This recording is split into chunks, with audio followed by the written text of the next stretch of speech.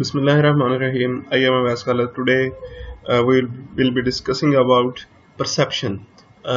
हम perception के बारे में बात करेंगे और देखेंगे कि इसका जो भी इंडिविजुअल है उसकी डिसीजन मेकिंग के ऊपर क्या इफेक्ट है। वो इंडिविजुअल जो है वो कोई मैनेजर भी हो सकता है, वो कोई सबऑर्डिनेट भी हो सकता है, वो कोई टॉप मैनेजमेंट से हो सकता है। तो चूंकि हम जो है वो ऑर्गेनाइजेशन बिहेवियर स्टडी कर रहे हैं, तो ऑर्गेनाइजेशन के अंदर जितने भी लोग हैं उनका हम बिहेवियर स्टडी करेंगे। वो मैनेजमेंट के किसी भी लेवल पे हो सकता है, ठीक है। फिर हमने ये देखना है कि परसेप्शन का क्या रोल है उस इंडिविजुअल की डिसीजन मेकिंग के अंदर, कि अगर किसी बंदे को टास्क दिया गया है तो उसमें परसेप्शन का क्या रोल है, और जो टास्क दे रहा है उसमें परसेप्शन का क्या रोल है। हम इन चीजों के बारे में बात करेंगे। तो हमारा जो सबसे पहला बुनियादी काम है वो ये है कि हमें ये पता हो कि परसेप्शन किसे कहते हैं। नॉर्मली अगर आप लोग मेरे सामने बैठे होते, मैं आप लोगों से पूछता कि परसेप्शन क्या है, तो आप लोगों का मोस्ट प्रोबेबल आंसर जो था वो यही होना था कि जी किसी भी चीज के बारे में हमारी राय क्या है, हमारी जजमेंट क्या है। तो आप पहले जो है वो हम परसेप्शन के बारे में बात करते हैं।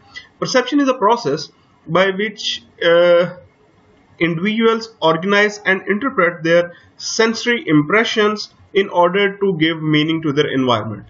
कि हमारे अल्लाह ताला ने हमें जो है वो सेंसेस दी हैं, ठीक है। 5 सेंसेस हमें जो है वो दी हुई हैं। Means we can taste, we can see, we can hear, we can touch, ठीक है। तो ये हमारी सेंसेस हैं। हम इन सेंसेस को यूज करते हुए, अपने इन ऑर्गन को यूज करते हुए, जो भी हमारे सराउंडिंग में जो कुछ भी हो रहा है, ठीक है, उसको हम उससे रिलेटेड जो भी इंफॉर्मेशन है उसको हम कलेक्ट करते हैं, ऑर्गेनाइज करते हैं, ठीक है, और फिर उसको हम जो है वो इंटरप्रेट करते हैं इनटू अ मीनिंगफुल फॉर्म, जिसको हम अपनी अंडरस्टैंडिंग के लिए एक मीनिंगफुल फॉर्म के अंदर जो है वो इंटरप्रेट करते हैं, और उसकी बेस के ऊपर जो है वो, ताकि जो भी हमारे सराउंडिंग में हो रहा है हम उसकी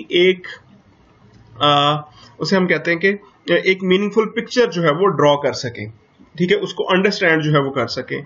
इसको हम जो है वो परसेप्शन जो है वो कहते हैं। कैसे, फॉर एग्जांपल आपके सामने अगर जो है वो कोई let's say you walk into a university, आज अगर आप चले जाएं, ठीक है, आप कैंपस विजिट करें, तो अब एक क्लासरूम को ओपन करें, आपके सामने क्या होगा, ठीक है, कुछ चेयर्स पड़ी होंगी जिनके ऊपर डस्ट पड़ी हुई होगी, वो पता नहीं ऑर्गेनाइज होंगी या नहीं होंगी। तो इन सारी चीजों को आप देखते हुए आप क्या उसकी पिक्चर जो है वो ड्रा करेंगे कि ये जो रूम है ये काफी अच्छे से बंद पड़ा है, ठीक है, देखने में ये क्लासरूम लगता है, लेकिन चूंकि हमें लगता है कि उसकी सारी चीजों को हम देख के ये हम उसका आइडिया लगाते हैं कि जी यहाँ पे क्लासेस नहीं हो रही, ठीक है। तो ये क्या है कि हमने एक अपने सेंसरी ऑर्गन्स को यूज करते हुए एक जो भी हमारे गियर या किसी भी चीज के बारे में, किसी भी फिनोमिना के बारे में, लोगों के बारे में, किसी के बारे में भी आप जो है वो एक मीनिंगफुल पिक्चर जो उसकी जो है वो ड्रॉ करते हैं, उसको हम क्या कहते हैं, perception. It's important to study of OB because people's behaviour are based on their perception of what reality is, not on the reality itself. ठीक है, कि लोगों की जो बिहेवियर है वो परसेप्शन के ऊपर जो है वो डिपेंड करते हैं, ठीक है, कि रियलिटी क्या है, ठीक है, उससे रिलेटेड हमारी क्या परसेप्शन है, और वही हमारा जो है वो बिहेवियर जो है वो शेप अप करता है, ठीक है। हम देख लें कि अपने उसके अंदर अपने कोलीग्स के, अपने फ्रेंड्स के, अपने फैमिली मेंबर्स, तो जैसे लोगों से लोगों की परसेप्शन होती है हमारे माइंड के अंदर, वैसा ही हमारा बिहेवियर होता है टुवर्ड्स दैम। तो इसीलिए हम जो है वो परसेप्शन को आज जो है वो यहाँ पे स्टडी कर रहे हैं। इसमें अगर हम जो है वो इसको देखें, factors that influence the perception, वो कौन कौन से फैक्टर हैं जो कि किसी हमारी परसेप्शन को जो है वो इन्फ्लुएंस करते हैं। तो यहाँ पे अगर हम देखें, फैक्टर्स इन सिचुएशन, टाइम हो सकता है, वर्क सेटिंग, सोशल सेटिंग, ठीक है। फिर अगर ऊपर हम देखें फैक्टर्स इन परसीवर, अब याद रखें इसमें 2 चीजें हो सकती हैं, 3 चीजें हैं। एक है वो ऑब्जेक्ट, ठीक है, या वो सब्जेक्ट जिसको स्टडी किया जा रहा है, ठीक है, मतलब मैं अपनी परसेप्शन बना रहा हूं आपके लिए, तो आप हो गए सब्जेक्ट। दूसरी चीज क्या है, दूसरा मैं हूं इसके अंदर, द परसीवर, ठीक है, या रिसर्चर या जो भी ये काम कर रहा है, और तीसरा वो सिचुएशन, वो सोशल सेटिंग जिसके अंदर ये सारी काम जो है वो कर रहे हैं। मींस अगर मैं आपके किसी से रिलेटेड जो है वो परसेप्शन बना रहा हूं, तो एक लोग आप स्टूडेंट्स, मैं टीचर, और तीसरा हमारी यूनिवर्सिटी या हमारा क्लासरूम या वो सेटिंग जहां पे हम जो है वो मीट करते हैं। तो ये तीन चीजें हैं जो कि परसेप्शन को इन्फ्लुएंस करती हैं। ठीक है, वो क्या क्या चीजें हो सकती हैं? सिचुएशन से रिलेटेड, टाइम के किस टाइम पे हम ये कर रहे हैं, ठीक है, फिर उसके बाद वर्क सेटिंग, ठीक है, वहां की वर्क प्लेस की सेटिंग कैसी है और उनकी सोशलाइजेशन की कैसी है। अब देखें, अगर आज की बात करें तो सब हम जितने टीचर्स हैं सारे घरों में बैठे हुए हैं, ठीक है, सारे स्टूडेंट्स घरों में बैठे हुए हैं, तो हमारी वर्क सेटिंग जो है वो डिफरेंट है। इसके अंदर परसेप्शन जो है वो शायद किसी और तरीके से बने, ठीक है, लेकिन अगर हम ऑफिस में बैठे होते तो फिर शायद और तरीके से। फिर उसी तरह है, अगर आप ऊपर देखें यहाँ पे फैक्टर्स इन परसीवर, जिसमें अब परसीवर में अगर मैं परसेप्शन बना रहा हूं तो मैं इसके अंदर मेरा attitude, motives, interest, experience, expectations, ठीक है, ये सारी चीजें अपना रोल प्ले करेंगी कि मैं जो परसेप्शन आपकी जो है वो बना रहा हूँ, ठीक है, या मैं अपने किसी सबऑर्डिनेट की या अपने बॉस से रिलेटेड किसी की भी जो है वो मैं परसेप्शन क्रिएट कर रहा हूं, तो उसके अंदर इन चीजों का भी रोल होगा। Means if I am experienced one, तो मुझे सारी चीजों का जो है वो पहले से आइडिया होगा और मेरी परसेप्शन और तरह की होगी। If there is a newcomer, ठीक है, उसकी चूंकि उसको इतना आइडिया नहीं है तो उसकी परसेप्शन जो है किसी और तरीके से होगी। और नीचे अगर हम देखें तो टारगेट, ठीक है, टारगेट वो जिसकी परसेप्शन जो है वो बनाई जा रही है, ठीक है, उसकी मोटिवेशन, उसके अंदर नोवेलिटी, साइज, बैकग्राउंड, ठीक है, सिमिलैरिटी, इन चीजों से, मतलब वो जॉब से रिलेटेड हो सकती है कि आप जॉब रोल की बना रहे हैं, आप मैनेजर की बना रहे हैं, आप किसी की भी बना रहे हैं। तो तीसरी चीज ये, तो ये तीन चीजें हैं जो कि कंट्रीब्यूट करती हैं टुवर्ड्स अ परसेप्शन।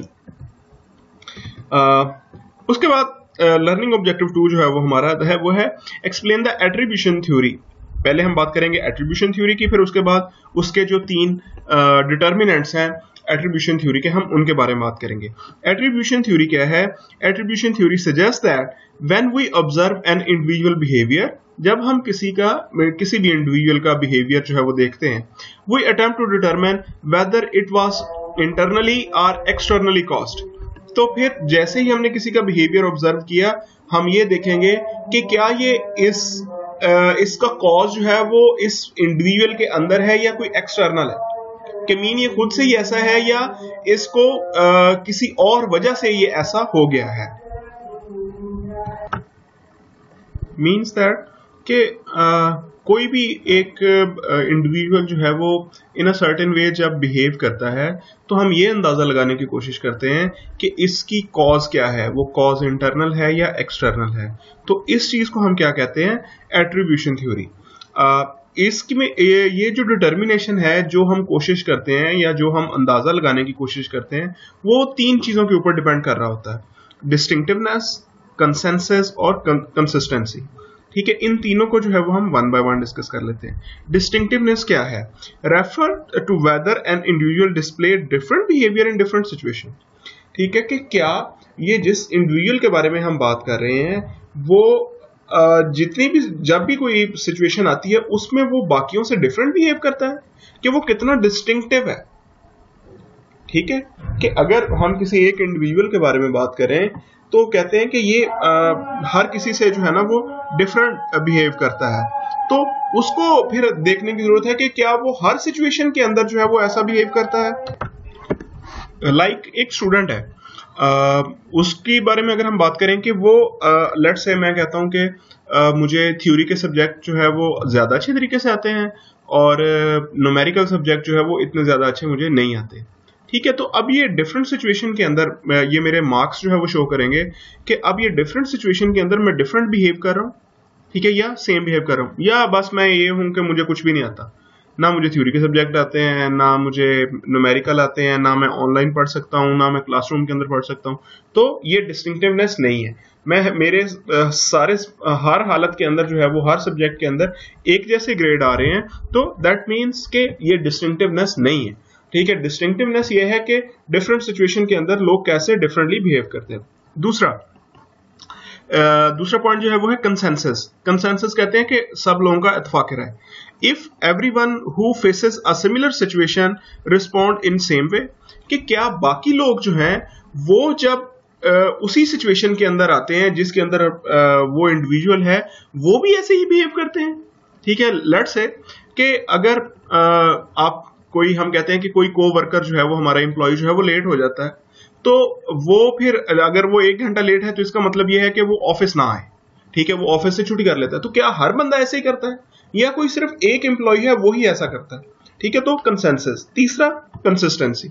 कंसिस्टेंसी किसे कहते हैं? तसलसल, कि एक चीज रिपीटेडली वैसे ही हो रही है। ठीक है, तो ये डिस्टिंक्टिवनेस है या कंसेंसस है। इसके अंदर किसी भी इंडिविजुअल की कंसिस्टेंसी क्या है, कि क्या वो हमेशा वैसे ही करता है कि जब भी वो सिचुएशन आती है उसका वैसा ही रिजल्ट आता है। जैसे मैंने पहले आपको बताया कि एक जो है एम्प्लॉय है वो लेट आता है। ठीक है, तो वो क्या हमेशा लेट आता है? ये उसकी कंसिस्टेंसी है उसके अंदर कि वो हमेशा लेट आता है।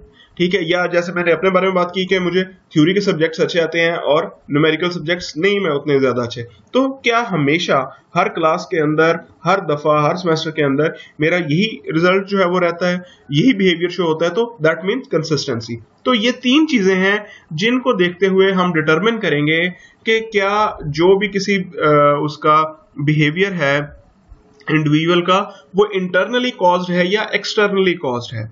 ठीक है, हम अगली स्लाइड पे जब इसके ऊपर जाएंगे तो वहां पे इसकी और डिटेल करेंगे। Clarification on the difference between internal and external causation. अब ये इंटरनल और एक्सटर्नल कॉजिशन जो है वो क्या है, जो मैंने पिछली स्लाइड के अंदर बात की थी। Internally caused those that are believe to be under the personal control of the individual, के ऐसे फैक्टर जो के इंडिविजुअल के कंट्रोल में है। ठीक है, जिनको वो खुद से कंट्रोल कर सकता है वो इंटरनली कॉज्ड हैं, जो के और ऐसे फैक्टर जो कि उसके कंट्रोल के अंदर नहीं है, जैसे रेन है, ठीक है, रोड ब्लॉकेज है, ठीक है, ये उसके कंट्रोल के अंदर नहीं है, तो ये एक्सटर्नली कॉज जो है वो बन जाते हैं। अब इनका रोल क्या है? इस डायग्राम के अंदर हम देखें इंडिविजुअल का बिहेवियर, फिर उसके बाद डिस्टिंक्टिवनेस, कंसेंसस एंड कंसिस्टेंसी, 3 चीजें जो है वो हमें नजर आ रही हैं जो इसके डिटर्मिनेंट हैं, जिससे किसी इंडिविजुअल का बिहेवियर जो है वो डिटरमिन होता है। ठीक है, अब डिस्टिंक्टिवनेस के अंदर देखें तो इसमें एक्सटर्नल रोल जो है वो ज्यादा है और इंटरनल रोल जो है वो बहुत ज्यादा नहीं है, वो लो है। ठीक है, कि डिस्टिंक्टिवनेस जो भी किसी इंडिविजुअल की है वो एक्सटर्नल फैक्टर्स की वजह से है। ठीक है, इंटरनल फैक्टर्स का उतना रोल नहीं है डिस्टिंक्टिवनेस के अंदर। इसी तरह कंसेंसस के अंदर देखें तो कंसेंसस के अंदर भी एक्सटर्नल उसका जो है वो रोल ज्यादा है और इंटरनल फैक्टर्स का रोल जो है वो बहुत कम है। फिर इसी तरह कंसिस्टेंसी के अंदर देखें, यहां पे उलट हो गई गेम, यहां पे इंटरनली आपका रोल जो है वो, इंटरनल फैक्टर का रोल जो है वो ज्यादा है, एक्सटर्नल फैक्टर्स का रोल जो है वो इतना ज्यादा नहीं है। यहां से हम जो है वो किसी भी उसका इंडिविजुअल के बारे में ये चीजें देख के ये डिटरमिन करेंगे कि उसका बिहेवियर इंटरनली कॉज्ड है या एक्सटर्नली जो फैक्टर्स हैं उनकी वजह से उसका बिहेवियर जो है वो कॉज हो रहा है, जहां से हम जो है वो फिर उसके रिलेटेड जो है वो परसेप्शन जो है वो अपनी डेवलप करते हैं। उसके बाद हम ये देखते हैं कि इसमें एक एरर भी जो है वो आता है। ठीक है, वो कौन सा एरर है? उसे हम कहते हैं फंडामेंटल एट्रीब्यूशन एरर। ठीक है, इसमें ये क्या होता है कि ये लोगों के अंदर, अब क्योंकि सारे लोग हैं ना, ठीक है, ह्यूमन पॉपुलेशन है, ह्यूमन बीइंग्स हैं, तो इसके अंदर हमारी बायसनेस या एरर जो है वो शामिल हो जाती है। वो कौन सी है? पहली, fundamental attribution error. We have tendency to underestimate the influence of external factor and overestimate the influence of internal और पर्सनल फैक्टर्स। हम ये कहते हैं कि जो एक्सटर्नल फैक्टर्स हैं वो उनका रोल जो है वो बहुत ज्यादा है और इंटरनल फैक्टर का रोल इतना ज्यादा नहीं है। लेट्स से, जैसे मैंने पहले आपको एग्जांपल दी कि एक बंदा जो है वो लेट आता है, ठीक है, वो लेट कमर है, ठीक है, वो ऑफिस हमेशा लेट आता है। तो अब इसमें जब हम ये जजमेंट देखते हैं कि जज करने की कोशिश करते हैं, डिटरमिन करने की कोशिश करते हैं कि ऐसा क्यों है, क्या ये खुद से ही ऐसा लेजी बंदा है या कोई एक्सटर्नल फैक्टर्स ऐसे हैं जिनकी वजह से ये लेट हो जाता है। ठीक है, तो हमारे अंदर नेचुरली ये चीज एग्जिस्ट करती है, एक एरर एग्जिस्ट करता है कि हम कहेंगे कि यार ये खुद नहीं ठीक है बंदा, वरना बाकी लोग भी इसी रास्ते से गुजर के आते हैं। ठीक है, तो ये टेंडेंसी बिल्ट इन है हमारे अंदर, इसको हम जो है वो क्या कहते हैं, फंडामेंटल एट्रीब्यूशन एरर। हो सकता है कि वो जिस रोड जो वो यूज करता हो, वो जहां से आता हो, ठीक है, वो नेचुरली कोई ऐसा मसला हो, ठीक है, जहां से उसको टाइम जो है वो लग जाता हो, वो रोड खराब हो, वहां पे ब्लॉकेज हो, वहां पे कोई रूट लगता है, या वट एवर द केस में भी, तो ये लेकिन हम उसको जो है वो अंडर एस्टिमेट कर देते हैं, तो इसको हम कहते हैं फंडामेंटल एट्रीब्यूशन एरर। दूसरी एरर जो है वो है self serving bias. Individual attribute their on success to internal factor. और फिर जब सक्सेस कोई भी लोग जो है वो अचीव करते हैं, वो सक्सेस को जो है वो अपने उसके साथ जो है वो अटैच कर लेते हैं कि ये इंटरनल फैक्टर की वजह से हुआ है। हो सकता है कि वो एक्सटर्नल फैक्टर की वजह से जो है वो हुआ। आप लोगों ने रिलेटिव सिस्टम या रिलेटिव ग्रेडिंग के बारे में अगर पढ़ा हो तो वहां से आपको आइडिया होगा कि वहां पे आपका जीपीए जो है वो बहुत ज्यादा डिटरमिन मैटर कर रहा होता है दूसरे लोगों के ऊपर, कि आपने तो जितना पढ़ा, यहाँ पे तो है ना कि हर बच्चे के अपने मार्क्स हैं, जिसने भी 80 स्कोर कर लिए उसके जो है वो 4 जीपीए आ जाएगा। लेकिन रिलेटिव ग्रेडिंग के अंदर ऐसा नहीं होता, वहां पे दूसरे लोगों के ऊपर आपके जो है वो डिपेंड कर रहे होते हैं। ठीक है, कि क्लास में बच्चा जो टॉप पर है वो कितने मार्क्स लेता है, ठीक है, उसी के लिहाज से बाकियों के मार्क्स होंगे। अगर लेट से वो 95 लेता है तो फिर ए ग्रेड जो है या 4 जीपीए जो है वो 95 पे होगा। अगर वो 70 लेता है तो फिर ए ग्रेड 70 पे होगा। तो दूसरों के ऊपर जो है वो बहुत ज्यादा डिपेंड कर रहे होते हैं। तो लोगों के अंदर एक ये एरर है कि हम जो भी, अगर हम कोई अच्छा काम कर रहे हैं तो वो हम खुद से कर रहे हैं, हमारे अंदर एबिलिटीज है, और अगर कोई हमसे काम सही नहीं हो रहा तो फिर वो दूसरे लोगों की वजह से नहीं हो रहा। ठीक है, तो इसको हम क्या कहते हैं, सेल्फ सर्विंग बायस। अच्छा जी, ये याद रखें, हम ये वो चीजों की, उन चीजों की बात कर रहे हैं जो कि ये इस डिटर्मिनेशन के अंदर हम जो है वो फेस करते हैं, या जो इसको जो है वो इफेक्ट करती हैं, हमने जो जजमेंट करनी होती है। ठीक है, ये यहां तक हमारा जो है वो कंप्लीट हुआ। उसके बाद लर्निंग ऑब्जेक्टिव 3 जो है वो है कि identify the shortcuts individual use in making judgments about others, कि हम उन शॉर्टकट्स की बात करें जो कि मैनेजर्स या बाकी लोग जो है वो यूज करते हैं while making these judgments about the others. तो उनमें क्या क्या है, पहली है सिलेक्टिव परसेप्शन।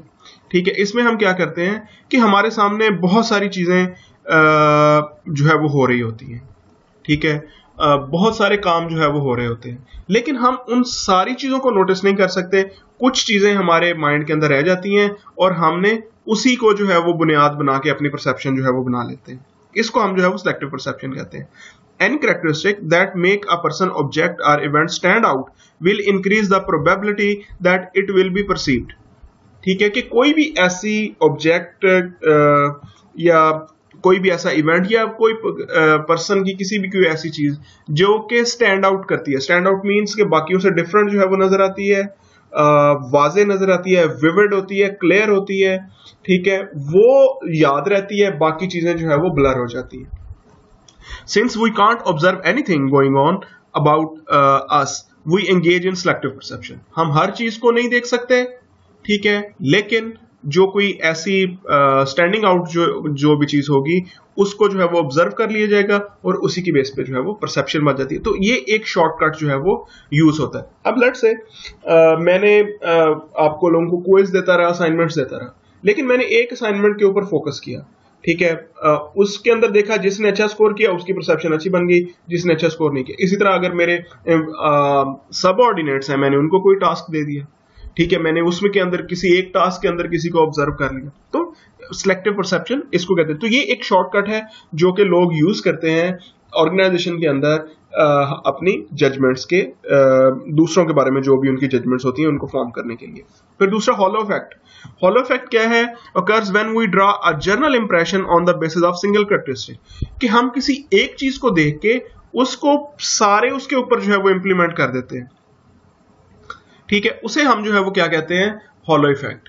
कि आपने किसी एक इंडिविजुअल का कोई एक पार्ट जो है वो देखा है। अब लेट्स से एक लेट कमर है, ठीक है, लेकिन वो प्रोडक्टिव बाकी लोगों से ज्यादा है, लेकिन हम सिर्फ उसको कह देते हैं कि चूंकि ये लेट कमर है दैट मीन कि ये अपनी कमिटमेंट पूरी नहीं करता। हो सकता है कि उसके अंदर ऑर्गेनाइजेशन सिटीजनशिप बिहेवियर बहुत ज्यादा हो सकता है कि उसके अंदर जॉब कमिटमेंट बहुत ज्यादा हो, उसका जो है वो प्रोडक्टिविटी बहुत ज्यादा हो, लेकिन हमने कहा कि ये लेट आता है, तो हमने इस एक चीज को देख के उसके ऊपर जो है वो सारे के ऊपर जो है वो ये हमने अज्यूम कर लिया या ये जज कर लिया कि ये जो है वो कमिटेड नहीं है। तो इसको हम जो है वो हॉलो इफेक्ट का नाम देते हैं। The reality of the hollow effect was confirmed in the classic study. ये बात कर रहे हैं कि किसी एक रिसर्च के अंदर जो है वो इस रियलिटी को जो है वो कंफर्म जो है वो किया गया था।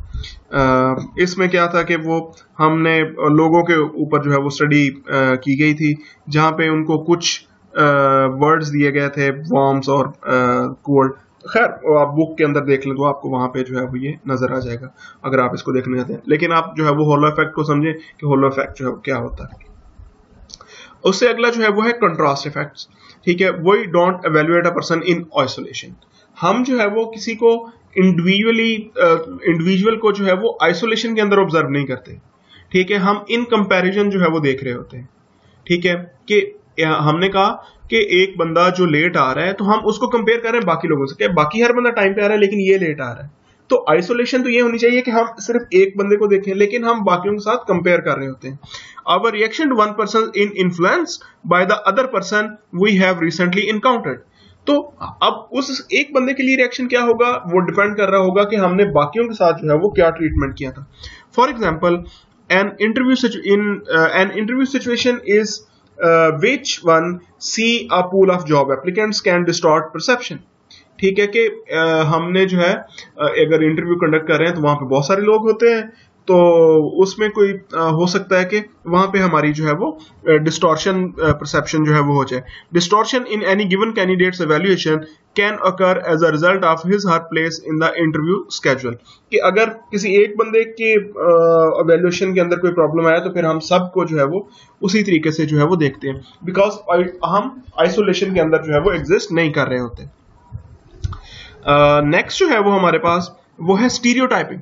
स्टीरियोटाइपिंग क्या है? Judging someone on the basis of our perception of the group to which he और शी बिलोंग। लेट्स से एक हमारी जो है वो स्टीरियोटाइपिंग कहते हैं कि हमारे माइंड के अंदर एक क्लीशे जो है वो बना होता है, हमने पहले से सोचा होता है कि ये चीजें ऐसी हैं। ठीक है, लेट्स से वो क्या है कि हम कहते हैं कि वुमेन आर बैड ड्राइवर। ठीक है, कि खवातीन जो है वो अच्छी ड्राइवर नहीं है। ठीक है, तो अब हो सकता है कि कोई बहुत अच्छी ड्राइवर हो, लेकिन वो चूंकि एक जेंडर से बिलोंग करती है, एक ग्रुप से बिलोंग करती है, तो हम इस बेस पे कहते हैं कि वो जो है वो एक अच्छी ड्राइवर नहीं है। मैं दोबारा डेफिनेशन पढ़ता हूं। Judging someone on the basis of perception of the group to which he और शी बिलोंग्स। कि हम किसी को उस परसेप्शन के साथ जज करते हैं जो कि हमारी परसेप्शन उस ग्रुप के बारे में है जहां से वो बिलोंग करते हैं। This is a mean of simplifying a complex word and it permit us to maintain consistency. ठीक है, फिर हम अपनी उस कंसिस्टेंसी को कंटिन्यू करने के लिए उस चीज को बेस बना के जो है वो आगे चलते हैं। अब अगर हम इस चीज को माइंड में रख के चलेंगे तो फिर जो हमारे माइंड के अंदर होगा वैसी ही परसेप्शन जो है वो डेवलप होगी। लाइक अगर आपने डार्क सन ग्लासेस पहने हुए हैं तो आपको जो एनवायरनमेंट है आपके सामने वो भी वैसा ही नजर आएगा। ठीक है, अगर आपने फ्रेम जो है वो आपका वाइड है, ओपन है, तो आपको वैसा नजर आएगा।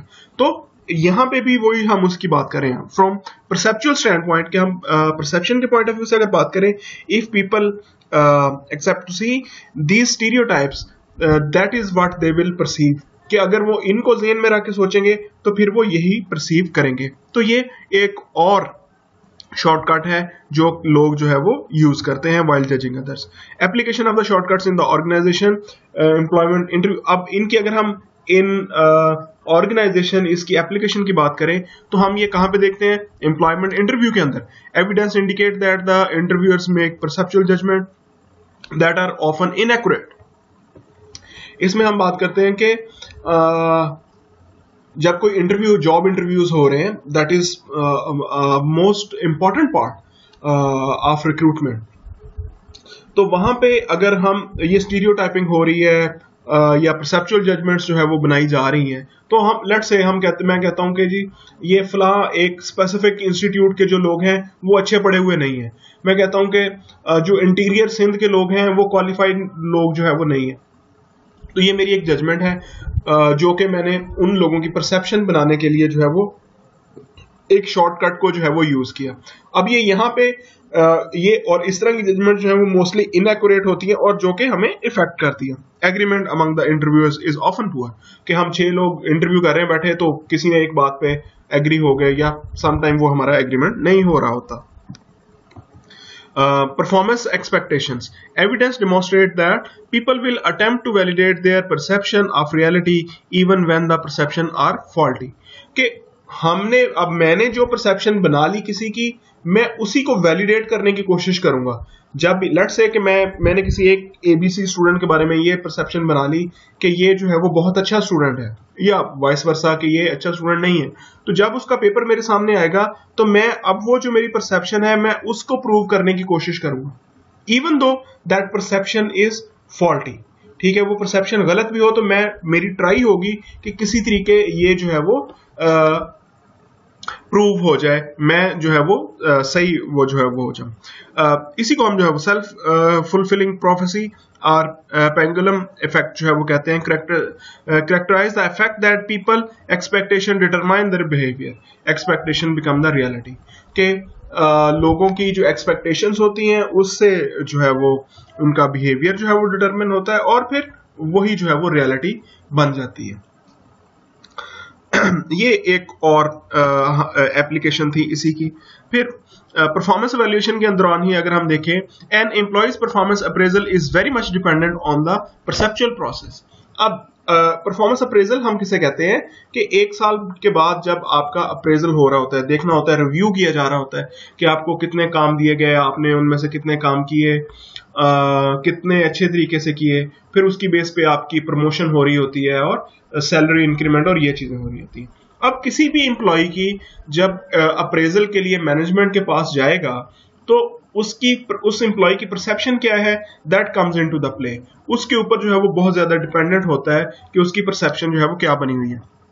Many jobs are evaluated in subjective terms. Subjective terms क्या होती हैं कि जजमेंट्स, ठीक है। ऑब्जेक्टिव टर्म्स क्या होती हैं, नंबर्स, ठीक है।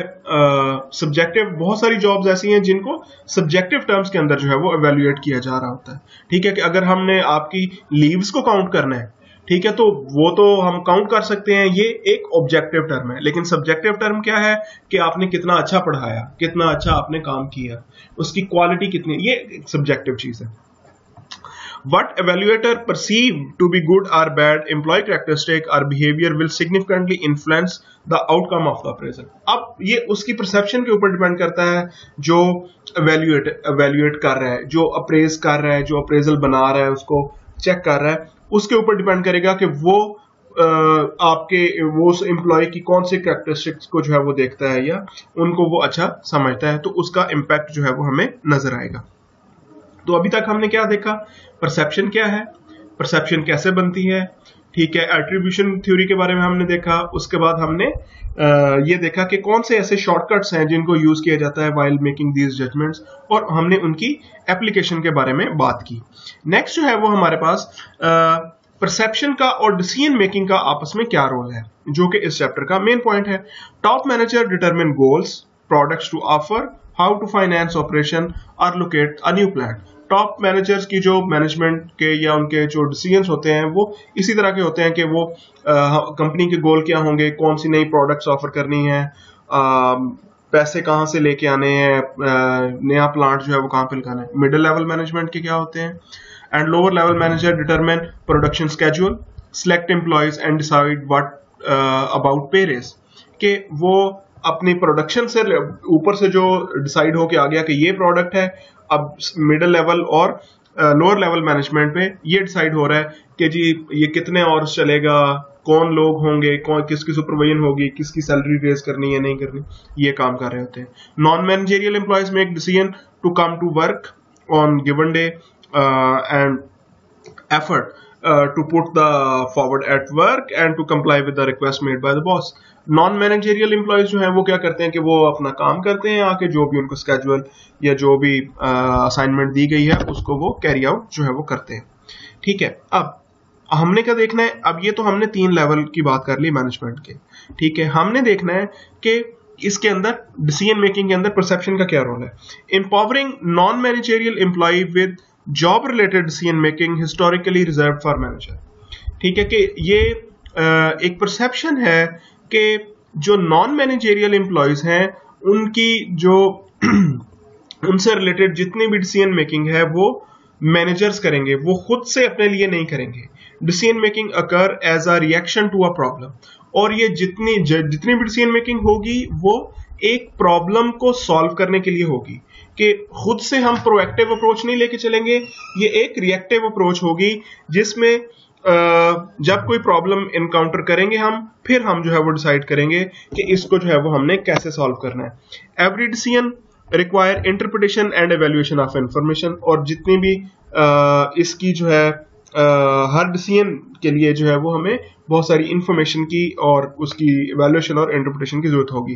Alternatives will be developed and strengths and weaknesses of each need to be evaluated, और जितने अल्टरनेट्स होने चाहिए होंगे उनकी भी स्ट्रेंथ और वीकनेसेस हमारे सामने होंगी, और ये हमें करने चाहिए ताकि हम बेस्ट पॉसिबल सोल्यूशन की तरफ जो है वो जाएं। नेक्स्ट जो है वो हमारे पास list and explain the common decision biases और एरर्स, कि हमारी डिसीजन मेकिंग के अंदर ऐसी कौन कौन सी बायसेस या एरर हो सकती हैं। तो उसमें पहली एरर जो है वो है overconfidence bias. Overconfidence bias क्या है कि individual whose intellectual and interpersonal abilities are weakest are more likely to overestimate their performance and ability. ठीक है, सिंपली ओवर कॉन्फिडेंस का शिकार लोग कौन होते हैं? ठीक है, जो कुछ नहीं कर सकते लेकिन वो अपने आप को कहते हैं कि हम ये भी कर सकते हैं और वो भी कर सकते हैं, ये हो सकता है। Anchoring bias, fixating on initial information as starting point and failing to adequately adjust for subsequent information, कि हमने जो है जो भी हमें इंफॉर्मेशन पहले रिसीव हुई हमने उसकी बेस के ऊपर जो है अपना जो है वो सेटअप कर लिया अपने आप को, और बाद में जो इंफॉर्मेशन हमारे पास जो है वो आ रही थी उसके लिए हम जो है वो एडजस्ट नहीं कर पाए। ये एक कि हमने अब लट से मैंने एक डिसीजन लिया है, तो जो अभी तक हमारे पास इंफॉर्मेशन अवेलेबल थी उसकी बेस पे हमने जो है डिसीजन ले लिया, और बाद में जो इंफॉर्मेशन आ रही है उसको हम जो है वो कंसिडर ही नहीं कर रहे। तो एक ये बायसनेस जो है वो हमारे अंदर पाई जाती है हमारी डिसीजन मेकिंग के अंदर। फिर उसके बाद है confirmation bias, type of selective perception, seek out information that reaffirms the past choices and discount information that contradicts past judgments. ये उसी तरह है सिलेक्टिव परसेप्शन की तरह, कि बहुत सारी चीजें हो रही होती हैं लेकिन हम उनमें से कुछ चीजों को नोटिस करते हैं। कंफर्मेशन बायस क्या है कि हम उन चीजों को देख रहे होते हैं या उन चीजों को ही कंसिडर करते हैं जो कि हमारी पास्ट जजमेंट्स, हमारे डिसीजन, हमारी पास्ट चॉइसेस उनको जो है वो सिलेक्ट कर रही होती है, और बाकी सारी चीजों को हम जो है वो डिस्कार्ड कर रहे होते हैं। ठीक है, इसको हम जो है वो कंफर्मेशन बायसनेस जो है वो कहते हैं कि ये हमने फलां टाइम पे यही काम किया था तो हम इसी को जो है वो कर लें। ठीक है, इसी तरीके से ये सिचुएशन कंट्रोल हो सकती है। हो सकता है कि आज और बहुत सारी हमारे पास जो है वो रास्ते हों, ठीक है, लेकिन हम जो है वो अपनी पास्ट चॉइसेस को जो है वो ज्यादा कंसीडर करते हैं, इसको हम जो है वो कंफर्मेशन बायस कहते हैं। फिर उसके बाद availability bias, tendency for the people to base judgments on the information that is readily available, के जो इंफॉर्मेशन अवेलेबल है उसी के ऊपर अपनी सारी डिसीजन मेकिंग जो है वो करेंगे, खुद से डिग इन करने की कोशिश नहीं करेंगे, खुद से जो है वो फर्दर इंफॉर्मेशन या फर्दर इन्वेस्टिगेशन की तरफ नहीं जाएंगे, जो रेडिली इंफॉर्मेशन अवेलेबल होगी उसी के बेस पे जो है वो डिसीजन मेकिंग कर लेते हैं। इसको हम जो है वो क्या कहते हैं, अवेलेबिलिटी बायस। नेक्स्ट जो है वो हमारे पास वो है escalation of commitment, staying with the decision even when there is a clear evidence that is wrong. ठीक है, कि हमें पता है कि जो काम कर रहे हैं ये गलत है, लेकिन हम अपनी ईगो को सेटिस्फाई करने के लिए उसी के ऊपर जो है वो डटे रहते हैं, उसी को जो है वो हम स्टे करते हैं उसके ऊपर, जबकि हमें पता है कि ये गलत है। इसको हम कहते हैं एक्सक्लेशन ऑफ कमिटमेंट। उसके बाद है randomness error, decision making becomes impaired when we try to create meaning out of random events। ठीक है, रैंडमनेस एरर है कि बहुत से रैंडम इवेंट हो रहे हैं, ठीक है, हम उनको उन रैंडम इवेंट्स को अगर हम स्ट्रीमलाइन करने की कोशिश करें, हम उनको एक एंगल से देखने की कोशिश करें, हम उनको डिफरेंट चीजों को एक ही तरह से देखेंगे, तो उसको और उनका कोई एक मतलब जो है वो निकालने की कोशिश करेंगे, तो इसको हम क्या कहते हैं, रैंडमनेस एरर। ठीक है, जो कि हमें रॉन्ग साइड पे जो है वो लेके चलती है। फिर उसके बाद रिस्क अवर्जन।